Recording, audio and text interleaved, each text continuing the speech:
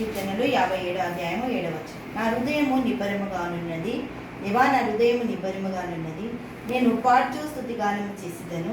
నా ప్రాణమా మేల్కొనుము, సరమండల సితారా మేలుకొనుడి. నేను వేకువనే లేచెదను, నీ కృప ఆకాశం కంటే ఎత్తైనది, నీ సత్యము మేఘమండలము వరకు వ్యాపించున్నది.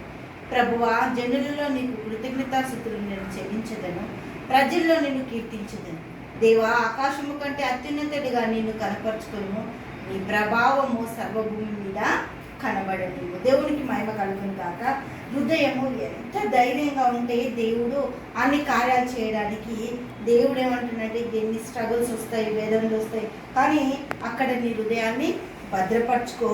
దేవా నా హృదయము నిబ్బరంగా ఉంది. ఒక్కసారి కాదు, 2 సార్లు చెప్పండి ఇక్కడ దావీదు మహారాజు. దేవునికి స్తోత్రం. 2 సార్లు నా హృదయం చాలా స్ట్రాంగ్ ఉంది. ఎన్ని కష్టాలు వచ్చినా, బాధ వచ్చినా, వేదన వచ్చినా నేను మాత్రము ఎక్కడ భయపడా. నేను పాడుచూ స్తుతి గానము చేసేదాన్ని. నేను ఎప్పుడైతే సమస్యలు వస్తాయో ఆ సమస్యల్లో నేను విజయాన్ని పొందుకుంటా, స్తుతి గానం చేస్తా. ఎప్పుడంట 8వ వచనం మనం చూస్తే, నా ప్రాణమా మేల్కొనుము, సర్వమండలమా సితారా మేల్కొనుడి, నేను వేకువనే లేచెదను. దేవానికి స్తోత్రం. ఈ దినాన్ని ఇచ్చిన నీకు వందనాలు, స్తోత్రం. ఈ దినము మాకు ఎంతో శ్రేష్టమైంది. నీ కృప ఆకాశం కంటే ఎత్తైంది. మా జీవితాల్లో అది ఎంతో అద్భుతమైంది. నీ సత్యము మేము ఎక్కడ చూసినా ప్రకటించేటట్టు నీ స్వార్థ మేఘమండలం వరకు వ్యాపించింది. ఎక్కడ చూసినా కూడా మేఘాలలో, ఆకాశంలో కూడా దేవాన్ని కనబడుతున్నావు, నీకు స్తోత్రం అని చెల్లించే విధంగా ప్రభు ఆ జనులలో నీకు కృతజ్ఞతాస్తుతులు చెల్లించదను, ప్రజల్లో నిన్ను కీర్తించదను. దేవుడా, నేను నీ గురించి ప్రకటించాను. నీకోసం మార్గం తెరు. నేను చెప్పాలనుకుంటున్నాను, నేను వెళ్ళాలనుకుంటున్నాను. ఆ ప్రాంతాల్లో నన్ను నిలబెట్టి అన్నప్పుడు దేవుడు గొప్ప అద్భుతము అక్కడ జరిగించడానికి సిద్ధంగా ఉంటాడు. దేవా, ఆకాశము కంటే అత్యున్నతులుగా నిన్ను కనపరచుకో.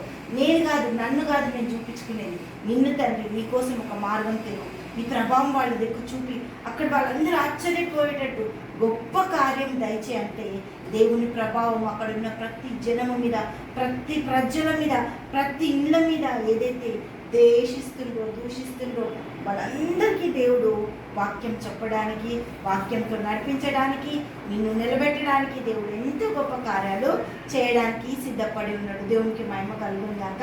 కీర్తనలు 56 అధ్యాయము 11వ వచనం చూద్దాం.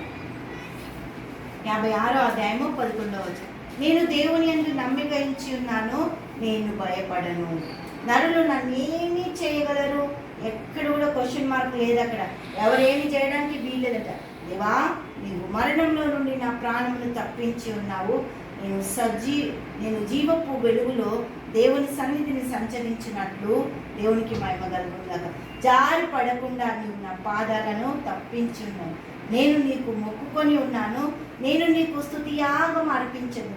థ్యాంక్ యూ జీసస్, ఇదంతా చేసినందుకు నీకు వందనాలు, స్తోత్రం. కృతజ్ఞతాస్తుతులు దేవునికి అర్పించినప్పుడు సమస్తం ఆయన చేయడానికి సిద్ధంగా ఉన్నాడు. దేవునికి మహిమ కలుగును గాక. తండ్రి యేసయ్యానికి మా స్తోత్రాలు, గొప్ప దేవ, అద్భుతకరుడ, ఆశ్చర్యకరుడ, నీకే స్తుతులు స్తోత్రాలు చెల్లిస్తాం. ప్రతి కుటుంబంలోని ఒక గొప్ప విజయాలు దయచేయి. కృతజ్ఞత అర్పణలు చెల్లించడానికి నీ కార్యాలు దయచేయి ప్రభా.